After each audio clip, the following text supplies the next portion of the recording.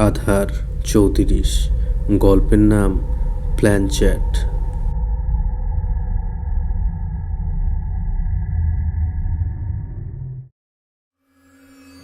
আমার নাম মুকিদ।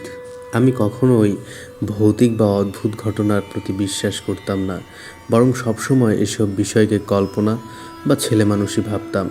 তবে সেই রাতের পর আমার সমস্ত বিশ্বাস পাল্টে গেছে। এক ভয়ের মধ্যে ডুবে গিয়েছিলাম আমি, এবং আজও তা ভুলতে পারি না। রুদ্র আমার বন্ধু। ও প্রায়ই নানা ধরনের মজার কাজ করার জন্য আমাদের আমন্ত্রণ জানায়। কিন্তু একদিন রুদ্র আমাদের তার পৈতৃক বাড়িতে ডেকেছিল। একটা পুরনো বাড়ি, যা বহু বছর ধরে ফাঁকা পড়েছিল। বাড়িটি ছিল গ্রামের এক কোণে। সেখানে গেলে মনে হতো সময় যেন থেমে গেছে। অদ্ভুত শীতলতা আর নিস্তব্ধতা চারপাশে ভর করে থাকতো। বাড়ির দেয়ালগুলো পুরনো এবং এক ধরনের অদ্ভুত রঙে ছেয়ে গিয়েছিল। চারপাশে বিশাল বাগান ছিল, যেখানে বড় বড় গাছগুলো ছায়ায় চাপা পড়ে যেত।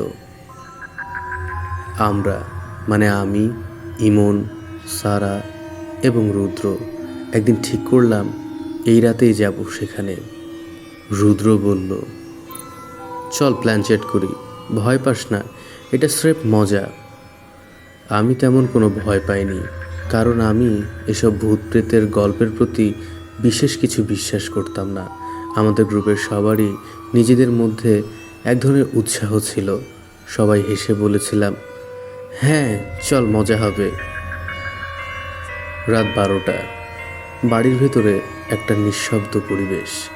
চারপাশে কোথাও কোনো শব্দ ছিল না, যেন পুরো পৃথিবী থেমে গেছে। আমরা সবাই একে অপরের দিকে তাকিয়ে হাসি ঠাট্টা করতে করতে একটি ঘরের মধ্যে ঢুকলাম। ঘরের কোণে একটা ছোট কাঠের টেবিল ছিল এবং সেখানেই প্ল্যানচ্যাট বোর্ড রাখা ছিল। পুরনো সেই বোর্ডটি দেখে মনে হচ্ছিল এটি যেন 1000 বছর আগে তৈরি করা হয়েছে। সাদা কাগজে অক্ষর আর সংখ্যা লেখা ছিল, আর মাঝখানে একটি গ্লাস রাখা ছিল। আমরা সবাই একে একে টেবিলের চারপাশে বসে গেলাম। রুদ্র প্রথম বলল, সবাই আঙ্গুল রাখো, এটা স্রেফ মজা। আমরা সবাই আঙ্গুল রেখেছিলাম এবং আমাদের মনে হচ্ছিল কিছু একটা অদ্ভুত পরিবেশ তৈরি হয়েছে। তীব্র চাপ অনুভব হচ্ছিল, যেন পুরো ঘরটাই কোনো অদৃশ্য শক্তি ঘিরে ফেলেছিল। রুদ্র একবার বলল, কেউ কি আছেন এখানে? যদি থাকেন আমাদের সঙ্গে যোগাযোগ করুন। প্রথমে কিছুই হলো না। আমরা সবাই একে অপরের দিকে তাকিয়ে হাসি ঠাট্টা করছিলাম, কিন্তু তারপরেই অদ্ভুত ঘটনা ঘটতে শুরু করলো। গ্লাসটা ধীরে ধীরে নড়তে শুরু করলো এবং আমরা সবাই চুপ হয়ে গেলাম। সারা বলল, এটা কি হচ্ছে? কিন্তু গ্লাসটা চলতেই থাকলো। হঠাৎ গ্লাসটি দাঁড়িয়ে গিয়ে একটি অক্ষর লিখল, বীরজু। আমি অবাক হয়ে গেলাম। এই নামটা আমি আগেও শুনেছি। রুদ্র সোজা বলল, এটা আমাদের বাড়ির পুরনো পরিচালক ছিল। শুনেছি সে এখানেই মারা গিয়েছিল। তার আত্মা এখন শান্তি চায়। আমার বুকের ভেতর একটা অদ্ভুত অনুভূতি ছড়িয়ে পড়ল। মনে হচ্ছিল কিছু একটা ভুল হচ্ছে। সারা তো বলেই ফেলল, আমাদের থামানো উচিত, আমি কিছু ভালো অনুভব করছি না।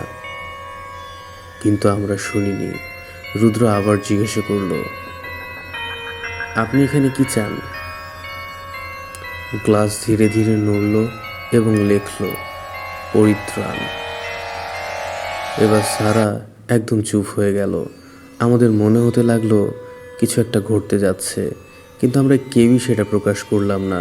আমরা সবাই একে অপরের দিকে তাকিয়ে কিছু বলার আগেই হঠাৎ ঘরের বাতি নিভে গেল। পুরো ঘরটা অন্ধকার হয়ে গেল। এমনকি বাতাসও থেমে গিয়েছিল। আমাদের শ্বাস প্রশ্বাস পর্যন্ত স্থির হয়ে গিয়েছিল, যেন আমরা কোনো অন্য জায়গায় চলে গেছি। টর্চ বের করার চেষ্টা করছিলাম, কিন্তু কিছুই খুঁজে পাচ্ছিলাম না। আমাদের শরীরগুলো যেন অবশ হয়ে যাচ্ছিল। এমন সময় আমি হঠাৎ শুনতে পেলাম এক নারী কণ্ঠ খুব কাছে থেকে, একদম কাছে, আমার কানে বলছে, তোমরা আমাকে ডেকেছ, এখন আমি যাব না। এটা ছিল এক অদ্ভুত কাঁপানো কণ্ঠ। আমি ভয়ে কাঁপতে লাগলাম। মনে হচ্ছিল কেউ যেন আমাদের ঘিরে ফেলেছে। আমার গলা শুকিয়ে গেল, আমি কিছুই বলতে পারছিলাম না। কিছুক্ষণ পর আমার আঙ্গুল অবশ হয়ে গেল। মনে হচ্ছিল কেউ যেন আমার শরীরটাকে পুরো নিয়ন্ত্রণে নিয়ে নিয়েছে। তারপর হঠাৎ গ্লাসটা টেবিল থেকে আচমকা পড়ে গেল। একটা বিকট শব্দ শুনতে পেলাম, আর ঘরের ভেতর থেকে এক মর্মান্তিক চিৎকার ভেসে উঠল। শুনতে পেলাম এটি কোথাও গভীর থেকে আসছে, দেয়াল ভেদ করে যেন। যতই আমরা পালানোর চেষ্টা করছিলাম, ততই আমাদের চারপাশে সেই আওয়াজ আরও জোরে হয়ে উঠছিল। আরও কিছুক্ষণ পরে এক কালো ছায়া ধীরে ধীরে ঘরটির ভিতরে প্রবাহিত হতে শুরু করলো। এটি ছিল অদ্ভুত, লম্বা, অশরীরী উপস্থিতি। যে ছায়াটি আমাদের দিকে আসছিল, তার চোখ দুটি ছিল অসীম, বিরক্তিকর এবং অন্ধকার। মুখে হাসির মতো একটি কুৎসিত অঙ্গভঙ্গি ছিল। সেটা আমাদের দিকে এগিয়ে আসছিল। আমরা তাড়াতাড়ি চিৎকার করতে লাগলাম, আমরা কিছু করিনি, আমাদের ছেড়ে দিন। কিন্তু ছায়াটি যেন তার স্থিতি থেকে এক পাও নড়ছিল না। তার ভয়াবহ হাসি থামছিল না। সারা শরীর কাঁপতে কাঁপতে পেছনে সরে যেতে শুরু করলাম আমরা।